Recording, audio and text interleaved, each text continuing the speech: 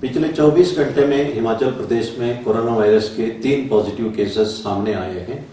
एक केस ऊना अंब तहसील में है, जो लेडी दिल्ली से आई थी, पॉजिटिव पाई गई। दूसरा शाहपुर में है, जो व्यक्ति नोएडा से आया था, पॉजिटिव पाया गया। तीसरा एक छोटी बच्ची 2 साल की, जिस व्यक्ति को पहले पॉजिटिव हुआ था, उसकी बेटी को भी पॉजिटिव पाया गया है। इस वक्त अस्पताल में 9 पेशेंट्स कोरोना वायरस पॉजिटिव की वजह से उपचाराधीन हैं और एक केस डिस्चार्ज हुआ है। कुल मिला के हिमाचल प्रदेश में अब तक 50 केसेस कोरोना वायरस पॉजिटिव के सामने आए हैं। हमारा सेकेंड बैटल शुरू हुआ है। ये बैटल इसलिए शुरू हुआ, जो राज्य से बाहर से लोग हिमाचल प्रदेश से आने लगे, इन लोगों के साथ ये वायरस ट्रैवल किया है और सरकार ने कड़ाई से होम क्वारंटाइन का आदेश दिया है।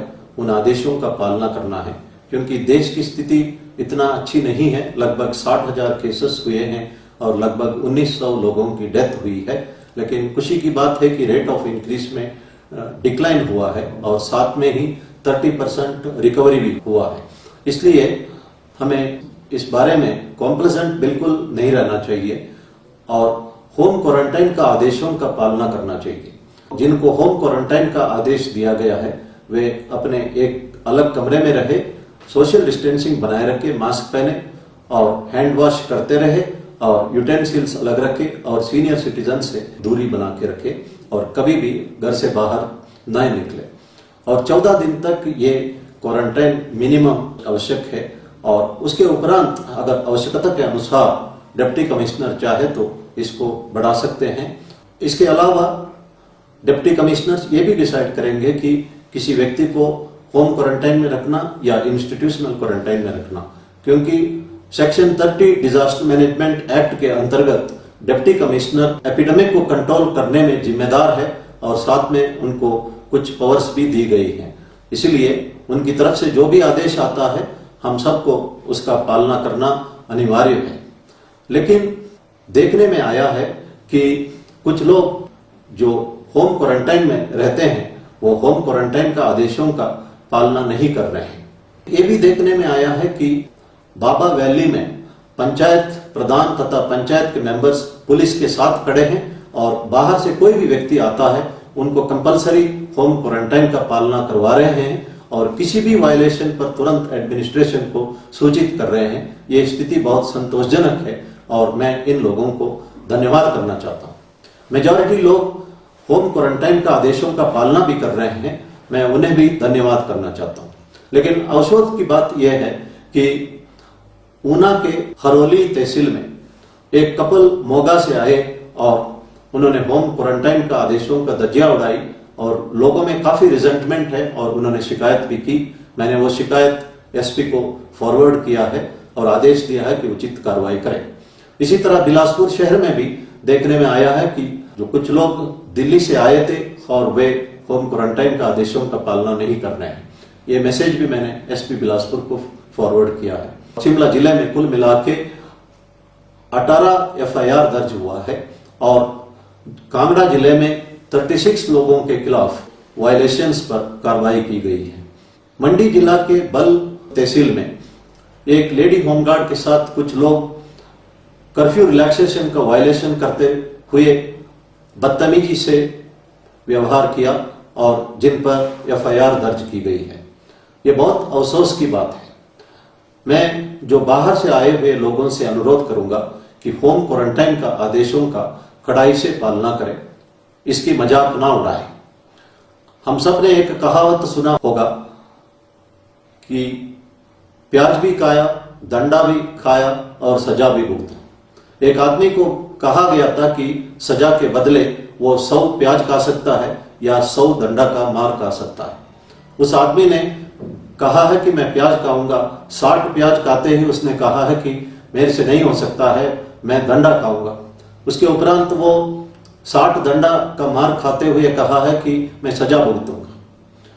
जो लोग होम क्वारंटाइन में थे, हमारे पास इंस्टेंसेस है, उन्हें इंस्टीट्यूशनल क्वारंटाइन में रखा गया और उसके उपरांत वो पॉजिटिव पाए गए।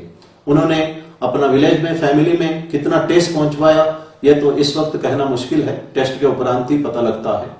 मैं ये नहीं कहता हूं कि जो पेशेंट कोरोना वायरस के पॉजिटिव निकलते हैं वो किसी सजा भुगत रहे हैं, लेकिन कानून का जो धज्जियां उड़ाते जिन पर मुकदमा है उनको सजा भी हो सकती है।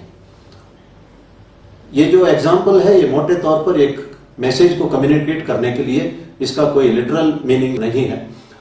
मैं ये कहना चाहता हूं कि जो कानून का उल्लंघन कर रहे हैं, समाज को ठेस पहुंचवा रहे हैं, उनको सोचना चाहिए कि समाज उनसे इतना ही उत्तरदायित्व एक्सपेक्ट करता है कि इन नियमों का वो पालना करें।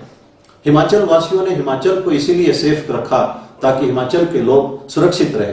पिछले 2 महीने से उन्होंने बहुत कष्ट झेले हैं। अब आप सडनली बाहरी राज्यों से आके यहाँ का माहौल खराब नहीं कर सकते हैं। आपके लिए भी एक उत्तरदायित्व है, इसको आपको समझना चाहिए। मैं ये कहना चाहता हूं कि there is a big difference between human being and being human. Being human is the essential quality that is expected. कम से कम दूसरों को ठेस ना पहुंचवाए। महात्मा गांधी जी ने कहा है कि the greatest thing about humanity is not being human but being humane. भगवान साईं बाबा ने कहा है कि हेल्प एवर हर्ट नेवर। जो हर्ट नेवर है दैट इज एसेंशियल क्वालिटी। दूसरों को ठेस मत पहुंचवाइए। जो हेल्प एवर है वो उन लोग कर सकते हैं जो गांधी जी की इन बातों को समझ सकते हैं। Greatest thing about humanity is being humane. एक दूसरे का हम मदद कर सके। लेकिन जो कानून का धज्जियां उड़ाने वालों से मैं इतना ही उम्मीद करता हूं, they should understand the difference between human being and being human. एक क्वालिटी एसेंशियल है और दूसरा क्वालिटी डिजायरेबल है।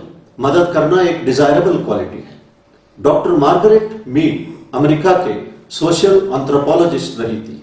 उनसे स्टूडेंट्स ने पूछा ह्यूमन सिविलाइजेशन कब शुरू हुआ। स्टूडेंट्स एक्सपेक्ट कर रहे थे मार्गरेट मीड कहेगी कि जब से मिट्टी के बर्तन का आविष्कार हुआ या स्टोन ग्राइंडिंग का आविष्कार हुआ। लेकिन डॉक्टर मार्गरेट मीड ने कहा कि जानवर का जब हड्डी टूट जाता है, फीमर हड्डी या ताई बोन्स टूट जाते हैं, तो जानवर वही रहता है। वो शिकार नहीं कर सकता है, ना पानी पीने के लिए नदी तक जा सकता है। वो दूसरे जानवरों का शिकार बनता था। लेकिन एक म्यूजियम में एक स्केलेटन देखा गया है। वो 15,000 साल पुराना स्केलेटन है। उसमें ताई बोन टूटा हुआ था और हील हुआ था। इससे यह साबित हुआ कि एक आदमी दूसरे का ताई बोन्स हील करने में मदद किया, उसको सुरक्षित जगह पे ले गया, उसको खिलाया पिलाया, देखभाल किया, जिस वजह से वह दोबारा चल सका। मैं ये कह सकती हूं कि 15,000 साल पहले यह सबूत है ह्यूमन सिविलाइजेशन या मानव सभ्यता शुरू हुई है। हमें समझना चाहिए कि इस मानव सभ्यता को हमें बढ़ावा देना चाहिए। लेकिन देखने में आया है कि बड़े बड़े शहरों में रेजिडेंट वेलफेयर सोसाइटी है, वे एयरलाइन स्टाफ को, डॉक्टर्स को, नर्सेस को और पैरामेडिकल स्टाफ को, आशा वर्कर्स को, पुलिस को, होमगार्ड्स को और कोरोना वायरस पेशेंट्स के साथ डिस्क्रिमिनेशन कर रहे हैं। अगर इस तरह करते रहे तो हम कह सकते हैं कि ह्यूमन सिविलाइजेशन का अंत भी हो सकता है।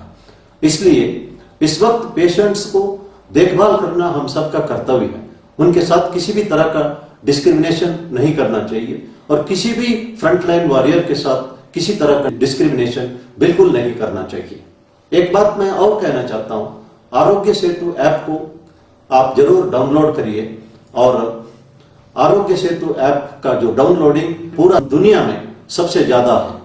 और आरोग्य सेतु ऐप में जब सेफ या लो रिस्क दर्शाता है तभी आप घर से बाहर निकलिए, और अगर मॉडरेट रिस्क या हाई रिस्क दिखाता है आपको 14 दिन का क्वारंटाइन अनिवार्य है, या जब तक आपका आरोग्य सेतु ऐप सेफ या लो रिस्क दिखाता नहीं है तब तक आपको घर में रहना आवश्यक है।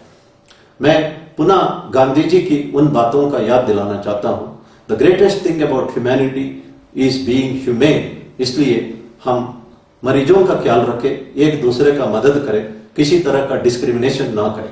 जो कानून तोड़ते हैं और समाज को ठेस पहुंचवाते हैं उनके लिए मैं इतना ही कहना चाहता हूं, there is a big difference between human being and being human. धन्यवाद। जय हिंद।